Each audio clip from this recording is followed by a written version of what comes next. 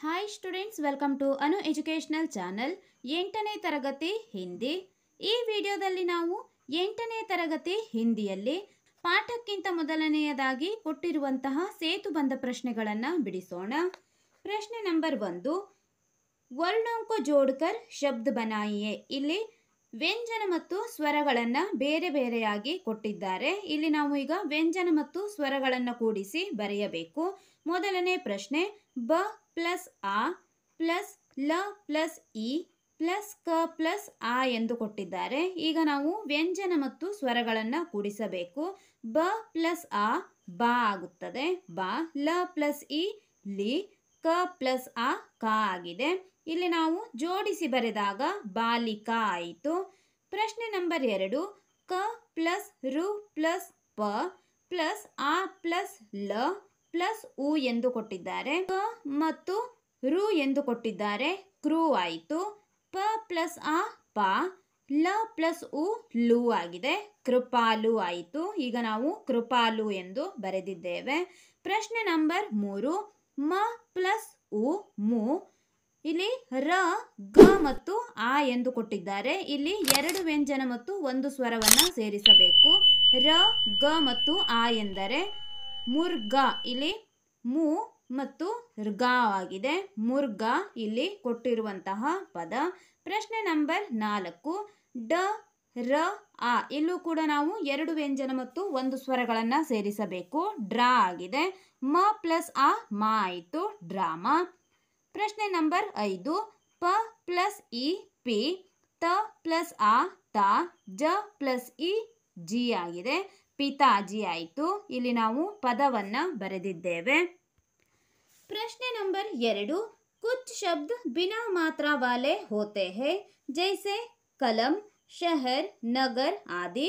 कुछ शब्दों के हर अक्षर में मात्रा होती है, जैसे किनारे, राधिका, देना आदि. ऐसे 6 शब्द लिखिए. ಇಲ್ಲಿ ಮಾತ್ರಾ ವಾಲೆ ಶಬ್ದ ಮತ್ತು ಬಿನಾ ಮಾತ್ರಾ ವಾಲೆ ಶಬ್ದಗಳನ್ನು ಕೊಟ್ಟಿದ್ದಾರೆ. ಬಿನಾ ಮಾತ್ರಾ ವಾಲೆ ಶಬ್ದಗಳನ್ನು ನಾವು ಈಗ ಬರೆಯೋಣ. ಬಿನಾ ಮಾತ್ರಾ ವಾಲೆ ಶಬ್ದ ನಲ್, ಬಸ್, ಹಲ್, ಕಲಶ್, ಮಹಲ್, ಟಹಲ್. ಮಾತ್ರ ವಾಲೆ ಶಬ್ದಗಳೆಂದರೆ ಇಲ್ಲಿ ನೋಡಿ, ಇಲ್ಲಿ ಮೋಜ್ ಎಂದರೆ ಮೋ ಬರೆಯುವಾಗ ನಾವು ಮಗೆ ಓವನ್ನ ಸೇರಿಸುತ್ತೇವೆ, ಮೋ ಆಯಿತು. ಅಂದರೆ ಸ್ವರಕ್ಕೆ ನಾವು ವ್ಯಂಜನವನ್ನ ಸೇರಿಸಬೇಕು. ಸ್ವರಕ್ಕೆ ವ್ಯಂಜನವನ್ನ ಸೇರಿಸಿದಾಗ ಮಾತ್ರ ವಾಲೆ ಶಬ್ದ ನಮಗೆ ದೊರೆಯುತ್ತದೆ. ಎರಡನೇ ಉದಾಹರಣೆ ಶಿಕಾರ್. ಇಲ್ಲೂ ಕೂಡ ಶಕ್ಕೆ ಇ ಅನ್ನು ಕೂಡಿಸಿ, ಕಕ್ಕೆ ಆ ಅನ್ನು ಕೂಡಿಸಿ, ರವನ್ನು ಕೂಡಿಸಿದ್ದೇವೆ, ಶಿಕಾರ್ ಆಗಿದೆ. ಮುಂದಿನ ಉದಾಹರಣೆ ಭಿಕಾರಿ, ಬಲಿ, ಪ್ರಾಣಿ ಮತ್ತು ಕೃಪಾಲು. ಇವು ಮಾತ್ರಾ ವಾಲೆ ಶಬ್ದಗಳಾಗಿದ್ದಾವೆ.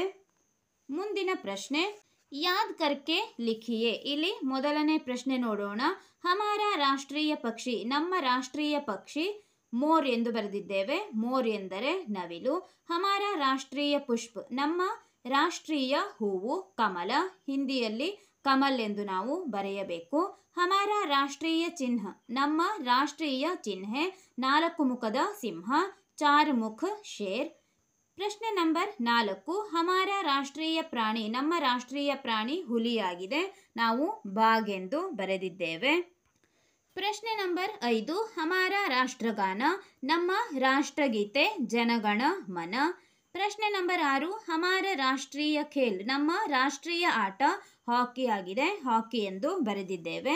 ಇಲ್ಲಿ ಪ್ರಶ್ನೆ ನಂಬರ್ 4ರಲ್ಲಿ ಜೋಡ್ಕರ್ ವಾಕ್ಯ ಬನಾಯಿಯೇ ಎಂದು ಕೊಟ್ಟಿದ್ದಾರೆ. ಇಲ್ಲಿ ಮೇ, ಹಮ್, ತು, ತುಮ್, ಆಪ್, ವಹ, ವೆ ಈ ರೀತಿಯ ಶಬ್ದಗಳು.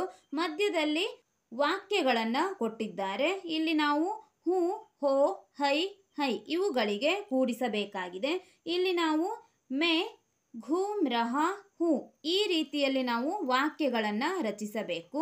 ಇಲ್ಲಿ ನಾವು ಈ 3 ಸಾಲಿನಲ್ಲಿರುವ ಅಕ್ಷರಗಳನ್ನು ಜೋಡಿಸಿ ವಾಕ್ಯಗಳನ್ನು ಮಾಡಬೇಕಾಗಿದೆ. ಮೊದಲನೆಯದಾಗಿ ಮೇ ಘೂಮ್ ರಹಾ ಹೂ. ಇಲ್ಲಿ ನಾವು 3 ಸಾಲಿನಲ್ಲಿರುವ ಪದಗಳನ್ನು ಬಳಸಿ ಒಂದು ವಾಕ್ಯಗಳನ್ನು ಮಾಡಿದ್ದೇವೆ. ಇನ್ನುಳಿದ ವಾಕ್ಯಗಳನ್ನು ಈಗ ನಾವು ನೋಡೋಣ.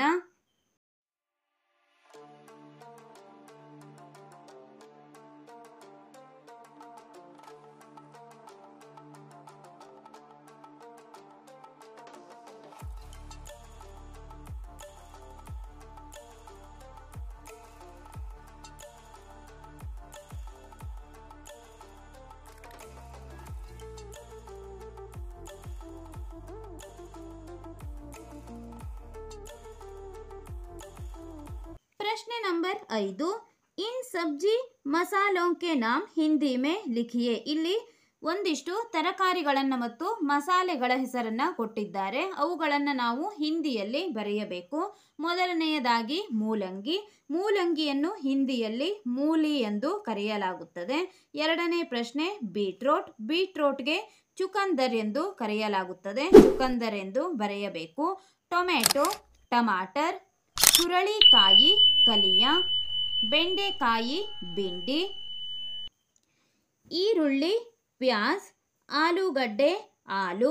ಕೊತ್ತಂಬರಿ ಸೊಪ್ಪು ಹರಾ ಧನಿಯಾ. ಬದನೆಕಾಯಿ बैंगन. ಮೆಣಸಿನಕಾಯಿ ಮಿರ್ಚ್. ಈಗ ನಾವು ಮಸಾಲೆ ಪದಾರ್ಥಗಳ ಹೆಸರನ್ನು ಬರೆಯೋಣ. ಜೀರಿಗೆ. ಜೀರಿಗೆಯನ್ನು ಹಿಂದಿಯಲ್ಲಿ ಜೀರಾ ಎಂದು ಕರೆಯಲಾಗುತ್ತದೆ, ಜೀರಾ. ಮೆಣಸು ಕಾಲಿ ಮಿರ್ಚ್ ಅಥವಾ ನಾವು ಇಲ್ಲಿ ಮಿರ್ಚ್ ಎಂದು ಕೂಡ ಬರೆಯಬಹುದು. ಮೆಂತ್ಯ ಮೇಥಿ. ಸಾಸಿವೆ ರಾಯಿ ಎಂದು ಕರೆಯಲಾಗುತ್ತದೆ ಅಥವಾ ಇಲ್ಲಿ ಸರಸೋಂಕೆ ಬೀಜ ಎಂದು ಕೂಡ ನಾವು ಬರೆಯಬಹುದು. ಹಸಿ ಶುಂಠಿ ಕಚ್ಚಾ ಅದರಕ್. ಅರಿಶಿಣ ಹಲ್ದಿ. ಲವಂಗ ಲೌಂಗ್. ಏಲಕ್ಕಿಯನ್ನು ಇಲಾಯಿಚಿ ಎಂದು ಕರೆಯಲಾಗುತ್ತದೆ, ಇಲಾಯಿಚಿ. ಕೇಸರಿ ಕೇಸರ್. ಇವು ತರಕಾರಿ ಮತ್ತು ಮಸಾಲೆ ಪದಾರ್ಥಗಳ ಹೆಸರುಗಳು. ಈಗ ನಾವು ಮುಂದಿನ ಪ್ರಶ್ನೆಯನ್ನ ನೋಡೋಣ.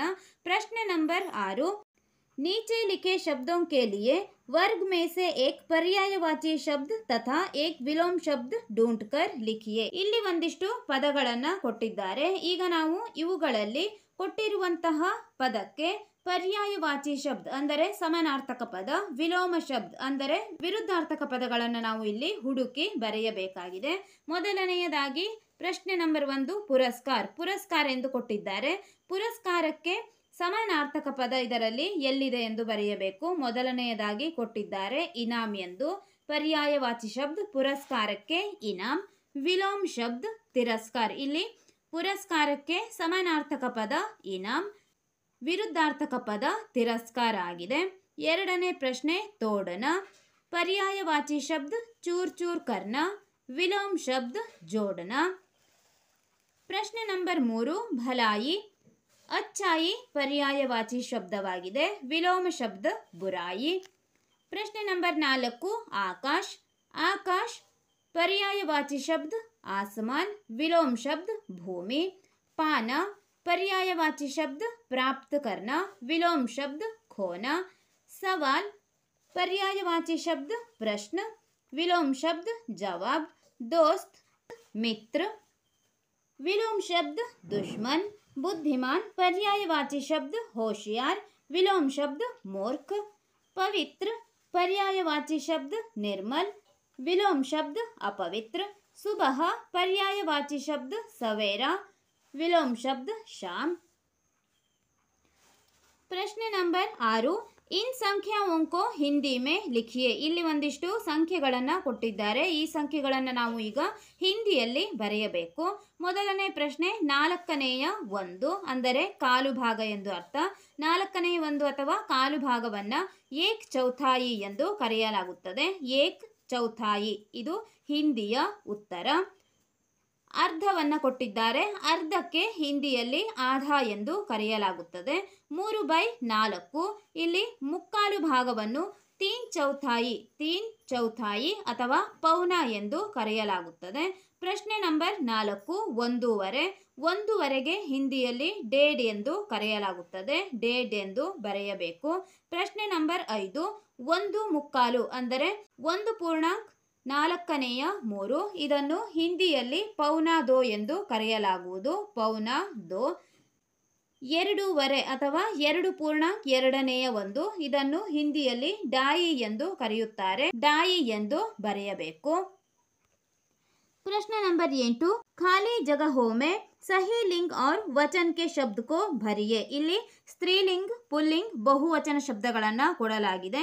ಸ್ತ್ರೀಲಿಂಗದಲ್ಲಿ ಸ್ತ್ರೀಲಿಂಗಕ್ಕೆ ಸಂಬಂಧಿಸಿ, ಪುಲ್ಲಿಂಗದಲ್ಲಿ ಪುಲ್ಲಿಂಗ ಮತ್ತು ಬಹುವಚನದಲ್ಲಿ ಬಹುವಚನಕ್ಕೆ ಸಂಬಂಧಿಸಿದ ಶಬ್ದಗಳನ್ನು ಬರೆಯಬೇಕು. ಉದಾಹರಣೆಯಾಗಿ ಒಂದು ಶಬ್ದವನ್ನು ಕೊಟ್ಟಿದ್ದಾರೆ. ಯುವತಿ ಸ್ತ್ರೀಲಿಂಗದಲ್ಲಿದೆ, ಪುಲ್ಲಿಂಗದಲ್ಲಿ ಬರೆಯುವಾಗ ಯುವಕ್ ಎಂದು ಬರೆಯಬೇಕು, ಬಹುವಚನ ಯುವಕ್ ಆಗಿರುತ್ತದೆ. ಈಗ ನಾವು ಉತ್ತರಗಳನ್ನು ನೋಡೋಣ. ಮೊದಲನೆಯದಾಗಿ ಪ್ರಶ್ನೆ ನಂಬರ್ 1 ಲಡಕಿ ಸ್ತ್ರೀಲಿಂಗದಲ್ಲಿದೆ. ಪುಲ್ಲಿಂಗ ಲಡಕ. ಬಹುವಚನ ರೂಪದಲ್ಲಿ ನಾವು ಬರೆಯುವಾಗ ಲಡಕೆ ಎಂದು ಬರೆಯಬೇಕು. ಘೋಡಿ, ಇಲ್ಲಿ ಘೋಡ ಎಂದು ಪುಲ್ಲಿಂಗದಲ್ಲಿ ಕೊಟ್ಟಿದ್ದಾರೆ, ಸ್ತ್ರೀಲಿಂಗದಲ್ಲಿ ಘೋಡ ಇದು ಘೋಡಿ ಆಗುತ್ತದೆ. ಘೋಡ ಇದರ ಬಹುವಚನ ರೂಪ ಘೋಡೆ. ಇಲ್ಲಿ ಬಹನ್ ಎಂದು ಸ್ತ್ರೀಲಿಂಗದಲ್ಲಿ ಕೊಟ್ಟಿದ್ದಾರೆ. ಈಗ ನಾವು ಪುಲ್ಲಿಂಗ ಮತ್ತು ಬಹುವಚನವನ್ನು ಬರೆಯಬೇಕು. ಬಹನ್ ಇದರ ಪುಲ್ಲಿಂಗ ಬಾಯಿ, ಬಹುವಚನದಲ್ಲೂ ಕೂಡ ಇದು ಬಾಯಿ ಎಂದೇ ಇರುತ್ತದೆ, ಬಾಯಿ ಎಂದು ಬರೆಯಬೇಕು. ಇಲ್ಲಿ ಬಚ್ಚೆ ಎಂದು ಬಹುವಚನದಲ್ಲಿ ಕೊಟ್ಟಿದ್ದಾರೆ. ಸ್ತ್ರೀಲಿಂಗ ಮತ್ತು ಪುಲ್ಲಿಂಗವನ್ನು ಬರೆಯಬೇಕಾಗಿದೆ. ಸ್ತ್ರೀಲಿಂಗದಲ್ಲಿ ಬಚ್ಚಿ ಎಂದು ಕರೆಯುತ್ತಾರೆ, ಪುಲ್ಲಿಂಗದಲ್ಲಿ ಬಚ್ಚ ಎಂದು ಬರೆಯಬೇಕು. ಪ್ರಶ್ನೆ ನಂಬರ್ 5 ಚುಹಿಯ ಎಂದು ಕೊಟ್ಟಿದ್ದಾರೆ. ಪುಲ್ಲಿಂಗ ಚೂಹ ಮತ್ತು ಬಹುವಚನದಲ್ಲಿ ಚೂಹೆ ಎಂದು ಬರೆಯಬೇಕಾಗಿದೆ. ಇಲ್ಲಿ ದೇವ್ ಎಂದು ಪುಲ್ಲಿಂಗದಲ್ಲಿ ಕೊಟ್ಟಿದ್ದಾರೆ, ಸ್ತ್ರೀಲಿಂಗ ರೂಪ ದೇವಿ, ಬಹುವಚನ ರೂಪ ದೇವತಾ ಆಗುತ್ತದೆ, ದೇವತಾ ಎಂದು ಬರೆಯಬೇಕು. ಇಲ್ಲಿ ಛಾತ್ರೆ ಎಂದು ಬಹುವಚನ ರೂಪದಲ್ಲಿ ಕೊಟ್ಟಿದ್ದಾರೆ, ಸ್ತ್ರೀಲಿಂಗ ರೂಪ ಛಾತ್ರ ಮತ್ತು ಪುಲ್ಲಿಂಗ ರೂಪದಲ್ಲಿ ಛಾತ್ರೆ ಎಂದು ಬರೆಯಬೇಕಾಗಿದೆ. ಬುಡಿಯ ಬೂಡ ಬೂಡೆ, ಇಲ್ಲಿ ಬಹುವಚನ ರೂಪ ಬೂಡೆ ಎಂದು ಆಗುತ್ತದೆ. ಶೇರ್ನಿ ಶೇರ್ ಶೇರ್, ಇಲ್ಲಿ ಬಹುವಚನದಲ್ಲಿ ಶೇರ್ಗೆ ಶೇರ್ ಎಂದೇ ಹೇಳಲಾಗುತ್ತದೆ. ಈಗ ನಾವು ಪ್ರಶ್ನೆ ನಂಬರ್ 9 ನೋಡೋಣ. ಕನ್ನಡಿಯ ಅಂಗ್ರೇಜಿ ಮೇ ಅನುವಾದ ಕೀಜಿಯೇ. ಇಲ್ಲಿ ಕೊಟ್ಟಿರುವಂತಹ ವಾಕ್ಯಗಳನ್ನು ನೀವು ಕನ್ನಡದಲ್ಲಿ ಅಥವಾ ಇಂಗ್ಲಿಷ್ನಲ್ಲಿ ಅನುವಾದ ಮಾಡಬೇಕು. ಕನ್ನಡ ಮಾಧ್ಯಮವಾದ್ದರಿಂದ ನಾವು ಕನ್ನಡದಲ್ಲಿ ಅನುವಾದ ಮಾಡೋಣ. ಪ್ರಶ್ನೆ ನಂಬರ್ 1 ಬಾಪೂಜಿ ಸಬ್ಕೆ ಸಾಥ್ ಪ್ರೇಮ್ ಸೆ ರಹತೆ ಥೆ. ಬಾಪೂಜಿ ಎಲ್ಲರೊಂದಿಗೆ ಪ್ರೀತಿಯಿಂದ ಇರುತ್ತಿದ್ದರು. ಪ್ರಶ್ನೆ ನಂಬರ್ 2 ಖೂಬ್ ಪಡ್ನಾ ಮೇರಿ ಜಿಮ್ಮೆದಾರಿ ಹೈ. ಚೆನ್ನಾಗಿ ಓದುವುದು ನನ್ನ ಜವಾಬ್ದಾರಿಯಾಗಿದೆ. ಪ್ರಶ್ನೆ ನಂಬರ್ 3 ಮೇರೆ ಪಾಸ್ ಏಕ್ ಉಪಾಯ ಹೈ. ನನ್ನ ಹತ್ತಿರ ಒಂದು ಉಪಾಯವಿದೆ. ಪ್ರಶ್ನೆ ನಂಬರ್ 4 ಹಮೇ ಪರ್ಯಾವರಣ ಕಿ ರಕ್ಷಾ ಕರ್ನಿ ಚಾಹಿಯೇ. ನಾವು ಪರಿಸರದ ರಕ್ಷಣೆಯನ್ನು ಮಾಡಬೇಕು. ಇಲ್ಲಿ ಕೊಟ್ಟಿರುವಂತಹ ಎಲ್ಲ ವಾಕ್ಯಗಳಿಗೆ ನಾವು ಕನ್ನಡದಲ್ಲಿ ಅನುವಾದವನ್ನು ಮಾಡಿದ್ದೇವೆ. ಪ್ರಶ್ನೆ ನಂಬರ್ 10 ನೋಡೋಣ. ಪ್ರಶ್ನೆ ನಂಬರ್ 10 ಅಪನೆ ಗಾಂವ್ ಆನೆ ಕೆ ಲಿಯೆ ನಿಮಂತ್ರಣ ದೇತೆ ಹುಯೆ ಅಪನೆ ಮಿತ್ರ ಕೋ ಏಕ್ ಪತ್ರ ಲಿಖಿಯೆ. ಇದು ವೈಯಕ್ತಿಕ ಪತ್ರವಾಗಿದೆ. ಇಲ್ಲಿ ನೀವು ನಿಮ್ಮ ಊರಿಗೆ ಬರಲು ನಿಮಂತ್ರಣವನ್ನ ಕೊಡುತ್ತಾ ನಿಮ್ಮ ಗೆಳೆಯನಿಗೆ ಒಂದು ಪತ್ರವನ್ನ ಬರೆಯಬೇಕು. ಈಗ ನಾವು ಪತ್ರವನ್ನ ನೋಡೋಣ.